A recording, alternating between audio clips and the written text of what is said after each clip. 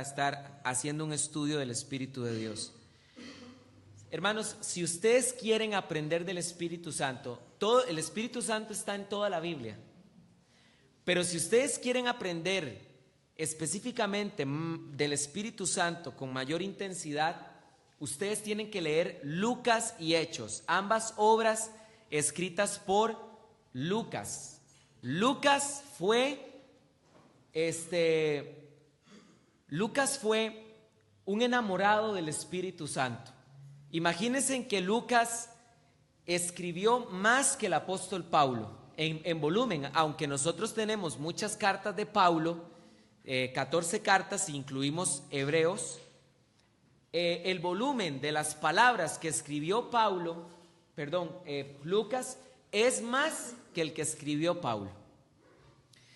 Entonces, Lucas era un enamorado del Espíritu Santo. De hecho, se piensa, y lo estamos viendo en el estudio que estamos haciendo del DIP, los martes a las 6:30 de la tarde, estábamos viendo en el DIP que el título Hechos de los Apóstoles no fue un nombre, un título que Lucas le haya dado a la obra. En el siglo I y antes de Jesús no se acostumbraba a darle títulos a las obras, como nosotros le damos títulos hoy en día a los libros, sino que la arqueología bíblica ha demostrado que el título Praxeis Apostolon, Hechos de los Apóstoles en griego, se lo dio la iglesia primitiva a este libro en el siglo II. Lo interesante, hermanos, es que aunque sí se menciona de vez en cuando a los apóstoles en Hechos, la verdad es que el libro se divide, la primera mitad en la historia del apóstol Pedro y la segunda mitad se divide en la historia de el apóstol Pablo. Es por eso que la gran mayoría de los teólogos asegura que el título que realmente debería tener Hechos es Hechos del Espíritu Santo, porque los hechos que se narran en este libro en realidad no son de los apóstoles, son de la tercera persona de la Trinidad, el Espíritu Santo. El Espíritu Santo, hermanos, es tan importante que la primera persona que se revela en toda la Biblia es en Génesis capítulo 1 verso 2, el Ruach Kadosh, el Espíritu Santo. Antes que se revelara el Hijo, antes que se revelara el Padre en la Biblia, se nos reveló el Espíritu Santo. El Espíritu Santo, hermanos, es tan importante que Él cubrió con poder a la Virgen María y engendró a Cristo Jesús en su vientre. El Espíritu Santo es tan importante que en Lucas se nos menciona que Juan el Bautista estaba lleno del Espíritu Santo. Se nos dan múltiples narraciones acerca de la actividad del Espíritu Santo. Por ejemplo, dice la Biblia que cuando Elizabeth, la prima de María, de la Virgen María, tenía 6 meses de embarazo y María apenas empezaba con la gestación de Cristo Jesús en su vientre, dice la Biblia que llegó María y saludó a Elizabeth, y dice la Biblia que la criatura, Juan el Bautista, saltó en el vientre de Elizabeth y fue lleno del Espíritu Santo cuando escuchó el saludo de María. Y Elizabeth se volvió y le dijo: ¿qué he hecho yo para que venga la madre de mi Señor? Por cuanto has venido y ha escuchado la criatura tu saludo, ha brincado y ha sido lleno del Espíritu Santo. Dice la Biblia que cuando se reanudó la profecía en el Nuevo Testamento, el Espíritu Santo llenó a Zacarías, que fue el padre de Juan el Bautista. Y así en todo el Nuevo Testamento se menciona el Espíritu Santo. Se dice que cada vez que Jesús tocaba a alguien, salía el poder del Espíritu Santo de la persona de Jesús. Es así de importante el Espíritu Santo. Vamos a ir un momento a Lucas capítulo 4, versículo 1. Lucas capítulo 4, versículo 1. Vamos a leer hasta el 21 para que podamos ver nosotros la actividad del Espíritu Santo. Dice así la Biblia: y Jesús, vean otra vez la palabra, lleno del Espíritu Santo, regresó del Jordán y era conducido por el Espíritu en el desierto, 40 días siendo tentado por el diablo. Y aquí hay que hacer una aclaración, porque la Reina Valera traduce que fue llevado por el Espíritu Santo para ser tentado por el diablo. No es la mejor traducción. La mejor traducción es la que se presenta en la Biblia textual. El Espíritu Santo llevó a Jesús al desierto. ¿Para qué? Para ayunar, para buscar más de su Padre. Pero en el desierto el enemigo le tentó.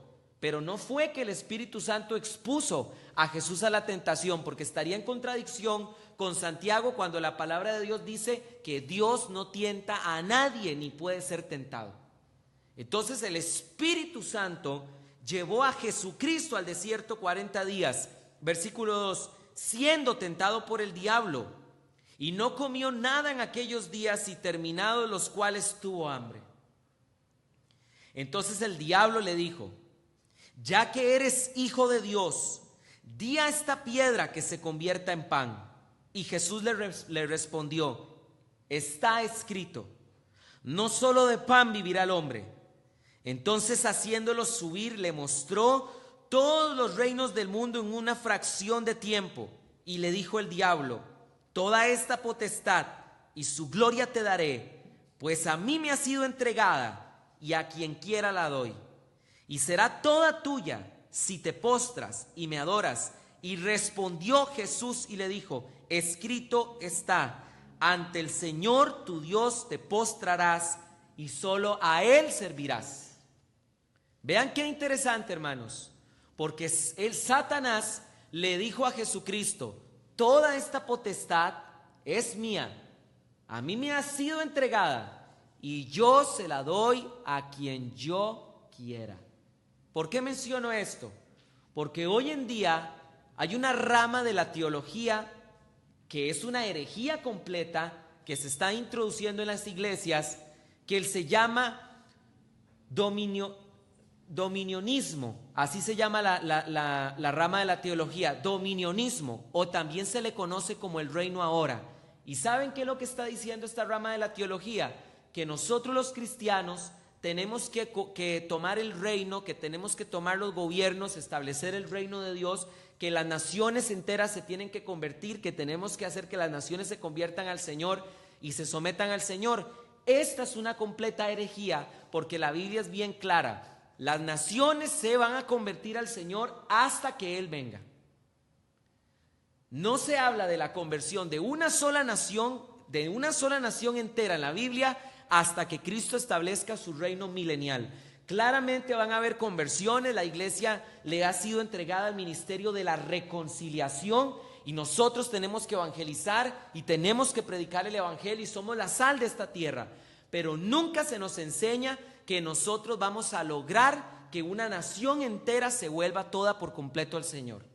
Es una herejía completa pretender que nosotros tenemos que imponernos en los gobiernos. Ahora, dice la palabra de Dios, después dice lo siguiente: vean ustedes que Cristo no le refutó a Satanás en ningún momento que los reinos le pertenecieran.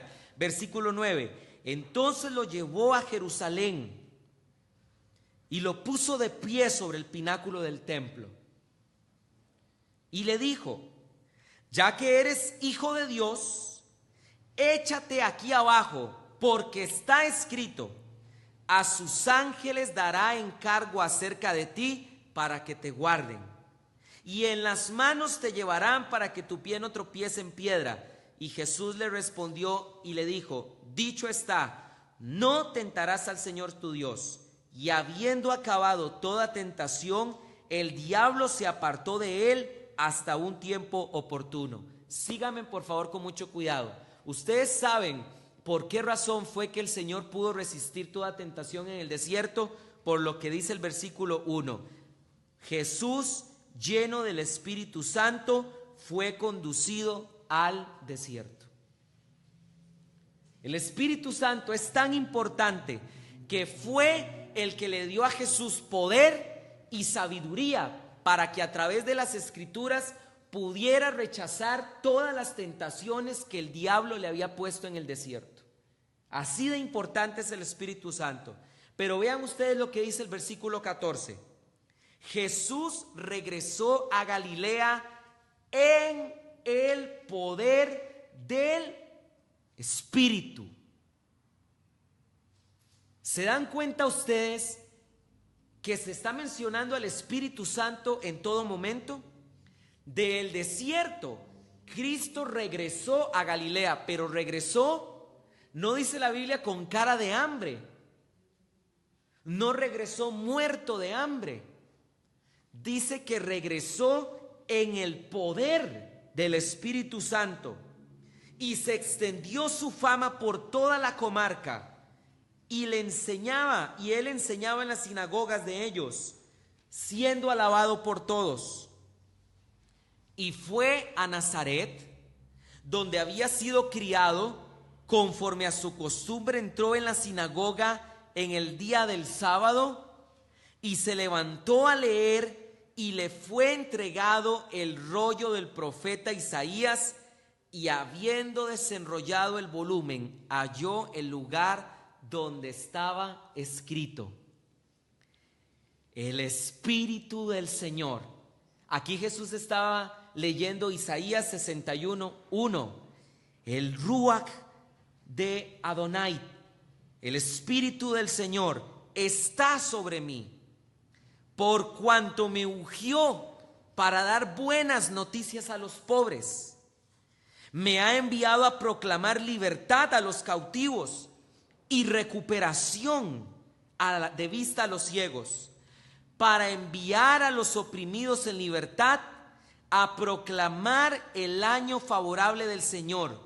Y habiendo envuelto el rollo, lo devolvió al asistente y se sentó, y los ojos de todos en la sinagoga estaban fijos en él. Y comenzó a decirles: hoy se ha cumplido esta escritura en vuestros oídos. Hermanos, ustedes saben cuál fue una de las mayores evidencias en el tiempo de Cristo que Él era el Mesías. Es esta escritura: el Espíritu del Señor está sobre mí. Era una profecía del Mesías, era una profecía mesiánica. Y dice la palabra de Dios que en ese momento determinado, en ese lugar determinado, el asistente de la sinagoga le da a Cristo Jesús el rollo del profeta Isaías, y cuando él lo abre, encuentra esa profecía mesiánica: el Espíritu del Señor está sobre mí. Y empieza a decir que el Espíritu de Dios estaba sobre él para predicar el Evangelio, para declarar libertad, para dar recuperación a los ciegos, para proclamar el año favorable del Señor. Todo lo que estaba escrito ahí, ya Cristo lo estaba cumpliendo. Y es por esa razón que Jesús se volvió a los judíos de esa sinagoga y les dijo: hoy ante ustedes esta profecía se ha cumplido. Y ninguno de los judíos que estaban presentes en esa sinagoga pudo refutarle que no era cierto lo que él estaba diciendo. Yo quiero decirles algo muy importante, hermanos.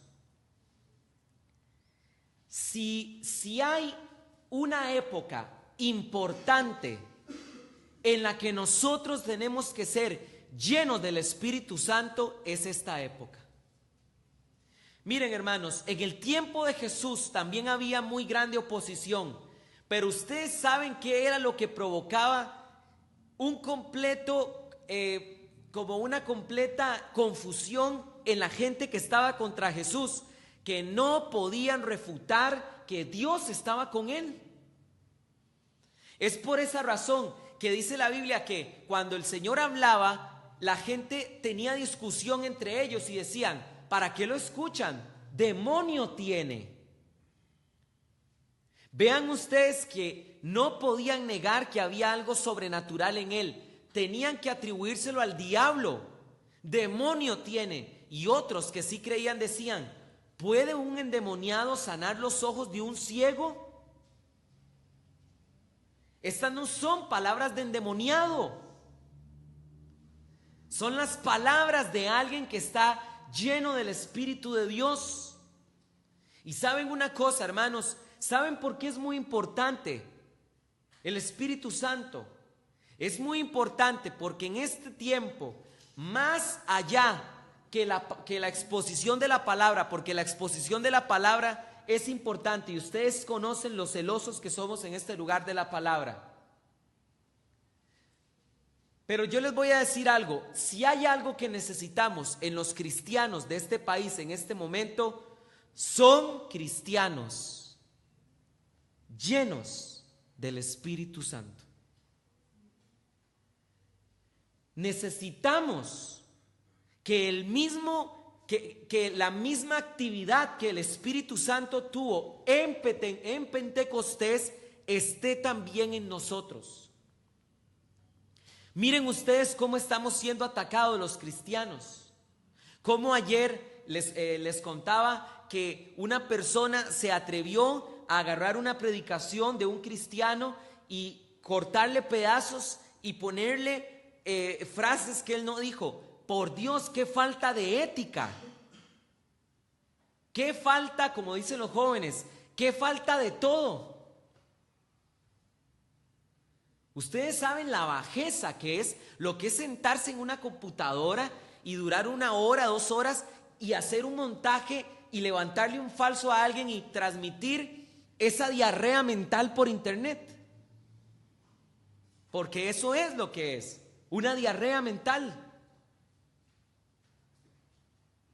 contra un cristiano.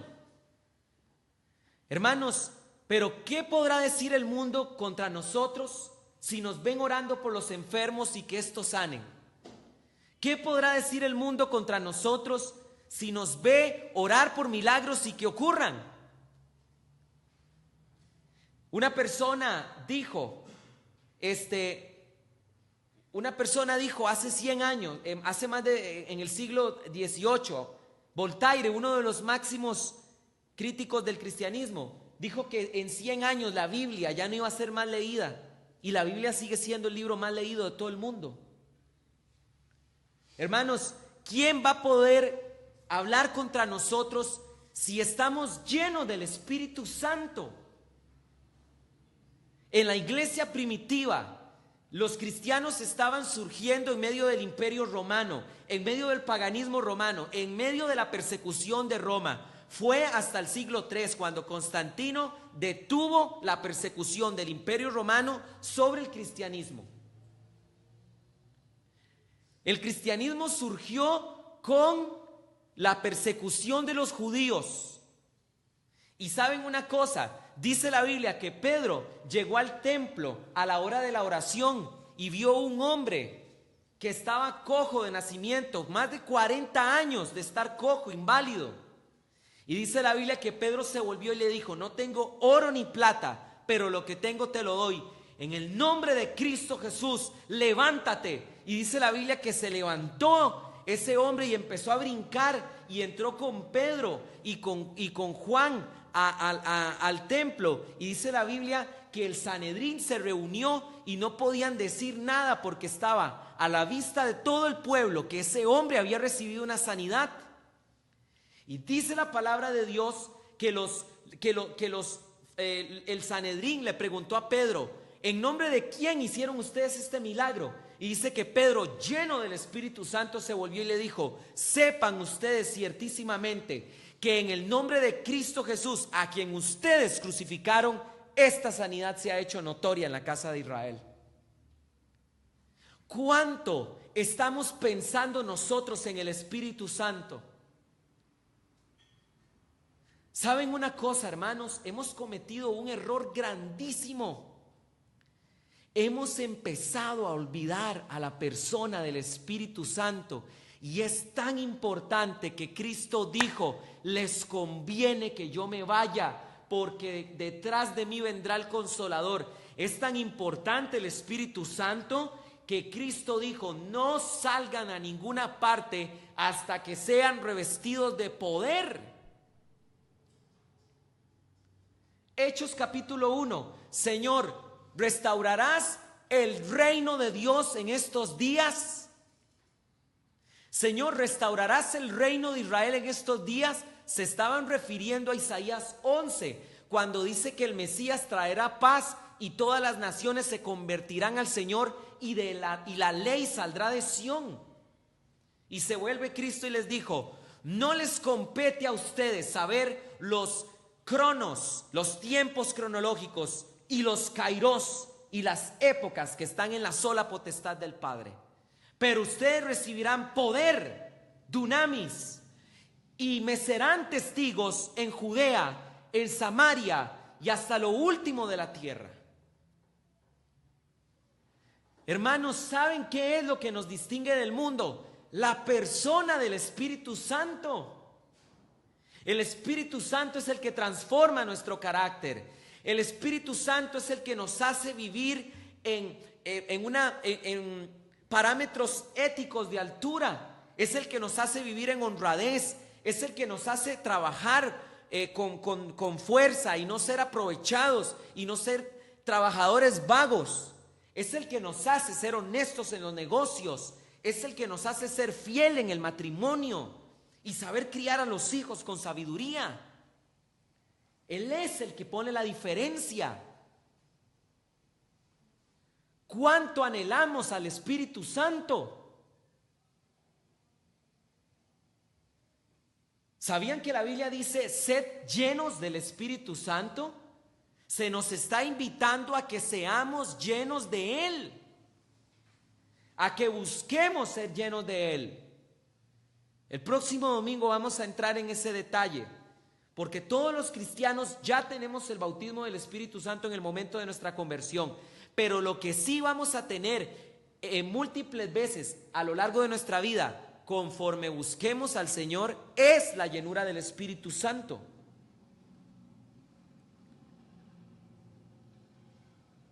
¿Saben una cosa? No debemos hacer nada sin el Espíritu Santo. ¿Me oyeron?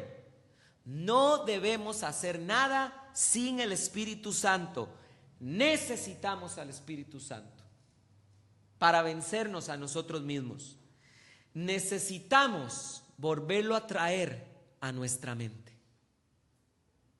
Necesitamos volver a pensar en Él y anhelarlo a Él. Necesitamos buscarlo, invocarlo y que Él vuelva a brotar como una llama dentro de nosotros, porque ya vive dentro de nosotros. Lo que pasa es que hay que avivarlo a Él y necesitamos buscarlo. ¿Por qué necesitamos buscarlo? Quiero hacer aquí una aclaración. ¿Saben ustedes por qué nosotros necesitamos al Espíritu Santo? En primer lugar, porque Él es Dios. ¿Me oyeron? El Espíritu Santo no es como los testigos de Jehová enseñan, que el Espíritu Santo es la fuerza activa de Dios. ¿Sabían ustedes que los testigos de Jehová niegan que el Espíritu Santo sea Dios y niegan que el Espíritu Santo sea una persona? Es por eso que toda doctrina que niegue al Espíritu Santo y que atente contra la naturaleza del Espíritu Santo no proviene de Dios. Porque el Espíritu Santo lo necesitamos porque Él es Dios. Y yo quiero hablarle a la iglesia hoy. Yo les he dicho a los hermanos que estamos en el DIP, ¿por qué empezamos a estudiar en el DIP Hechos de los Apóstoles? Porque anhelamos volver nuestro corazón hacia el Espíritu Santo. No es que vamos a quitar a Cristo del centro, porque dice la palabra de Dios que toda la preeminencia le pertenece a Cristo, pero necesitamos recordar el papel del Espíritu Santo en la iglesia y en el creyente. Y amamos muchísimo, yo lo he dicho, yo me considero en lo personal, he aprendido de los bautistas el estudio inductivo de ellos y el celo de la palabra de Dios, y hasta me considero a mí mismo mitad bautista. Pero saben una cosa, hay un problema con los bautistas y el nombre les cae muy bien, bautistas. ¿Saben por qué bautistas? Viene de Juan el Bautista, que fue un gran profeta del Señor, pero no hizo ni un solo milagro, ni una sola señal. Y yo encuentro en Hechos capítulo 2 que dice la Biblia: en los postreros días derramaré mi espíritu sobre toda carne, y vuestros hijos y vuestras hijas profetizarán, vuestros jóvenes verán visiones y vuestros ancianos soñarán sueños. Está profetizado en Hechos capítulo 2 que el derramamiento del Espíritu Santo estará en los creyentes hasta que Cristo regrese. No era solo para la iglesia primitiva. Hermanos, dice la Escritura en Mateo 7:7: pide y se os dará. Busca y hallaréis. Llama y se os abrirá. Hermanos, iglesia, pidamos por la llenura del Espíritu Santo.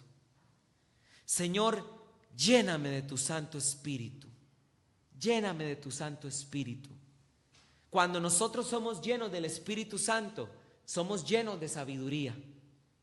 Dice la Biblia que cuando José se presentó ante el faraón y le interpretó su sueño, dice que el faraón volvió a ver a sus funcionarios y les dijo: ¿acaso hay algún otro hombre que esté lleno del Espíritu de Dios en el que encontremos tanta sabiduría? La sabiduría que había en José fue evidencia del Espíritu Santo en su vida. ¿Por qué el Espíritu Santo es Dios? Quiero enseñar esta doctrina por un momento. Vamos a 2 de Timoteo, capítulo 3, versículo 16. 2 de Timoteo, capítulo 3, versículo 16. Y este es un principio de la interpretación bíblica. ¿Saben cuál es ese principio?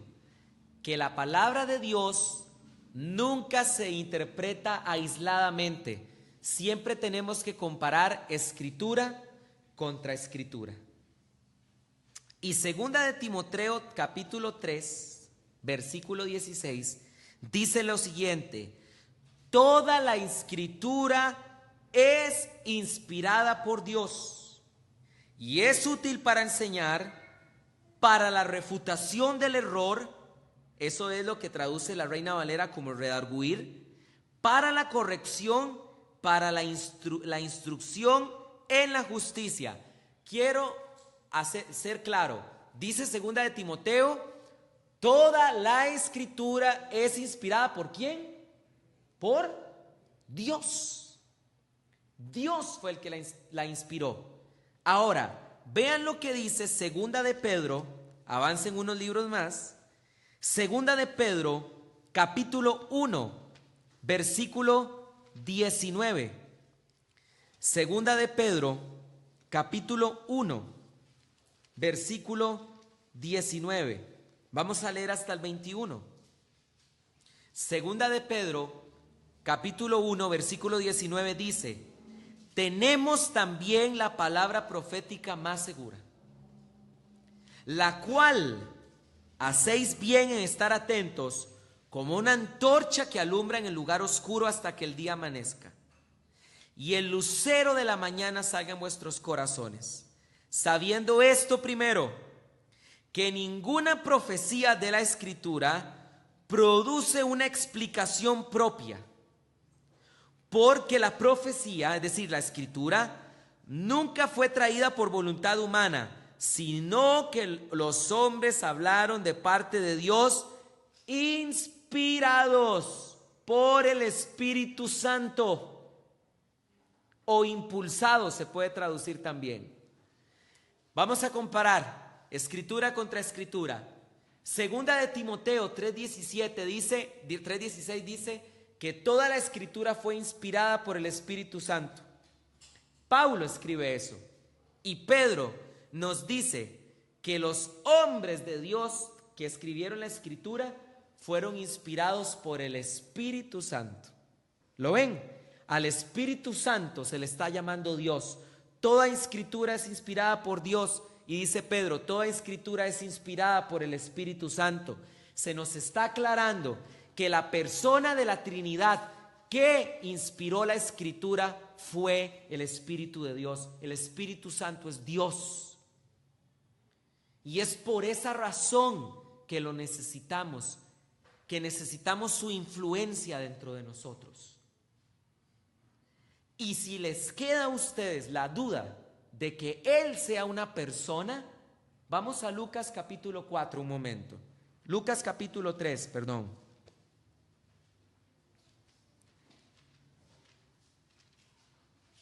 Lucas capítulo 3.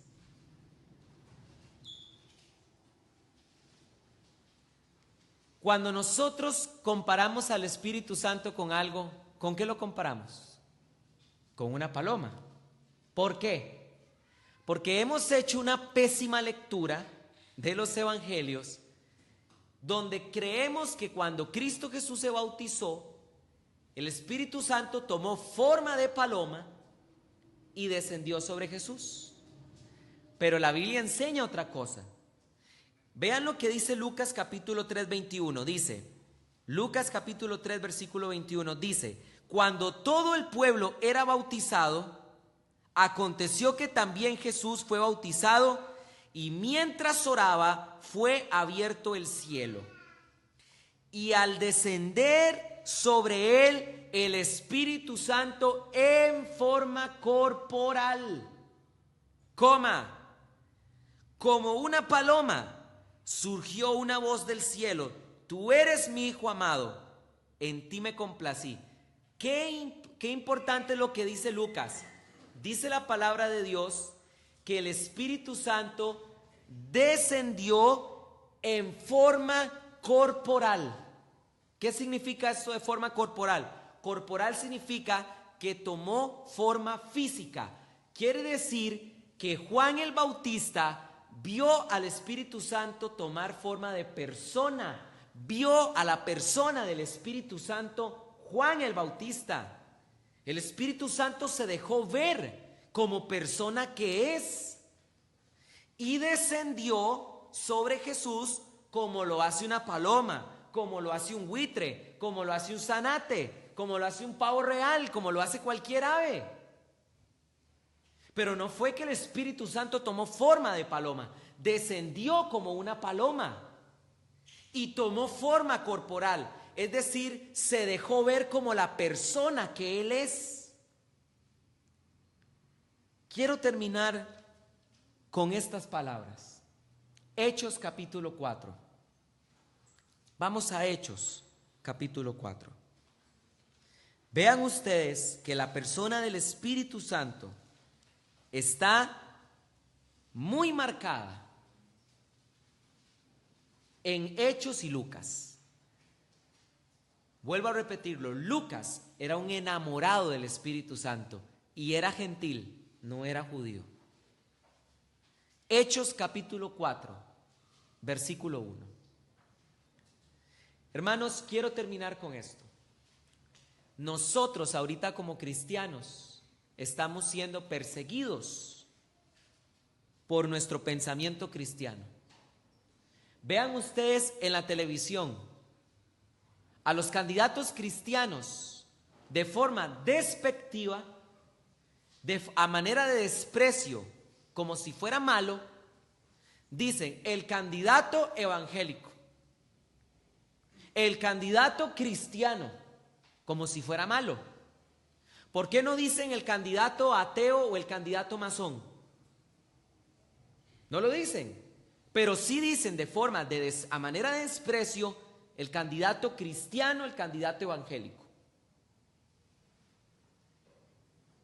Y aunque hay una gran población del país que, por ejemplo, no está de acuerdo con la ideología de género, y estamos en todo nuestro derecho de no estar de acuerdo, por ejemplo, en las universidades, si usted expresa que usted no está de acuerdo en esto, le cae todo el mundo encima. Ustedes saben qué necesitamos nosotros en este tiempo. Hermanos, necesitamos ser llenos del Espíritu Santo para saber contestar con sabiduría, para sabernos conducir con sabiduría en medio de la persecución. En Hechos capítulo 4 se narra cómo los apóstoles y los cristianos fueron llenos del Espíritu Santo en persecución. Versículo 1. Hablando ellos al pueblo, se les acercaron los sacerdotes, el jefe de la guardia del templo y los saduceos, muy enojados porque ellos enseñaban al pueblo y anunciaban en Jesús la resurrección de entre los muertos. Creo que la Biblia Reina Valera traduce resentidos. Me gusta más esa palabra, resentidos. Ay, tan resentidos ellos, ¿verdad? Y les echaron la mano y lo pusieron bajo custodia hasta el día siguiente, porque ya era tarde. Pero muchos de los que oyeron la palabra creyeron, y fue contado un número de varones. 5,000 personas se convirtieron con la prédica de Pedro, lleno del Espíritu Santo. Ocupamos al Espíritu Santo, hermanos, porque cuando predicamos, Él es el que convence de juicio, justicia y de pecado. Versículo 5. Al día siguiente aconteció que se reunieron en Jerusalén sus gobernantes y los ancianos y los escribas, y Anás, sumo sacerdote, y Caifás, y Juan, y Alejandro, y todos los que eran del linaje de los sumos sacerdotes, poniéndolos en medio, le preguntaron: ¿con qué potestad o en qué nombre hicisteis esto?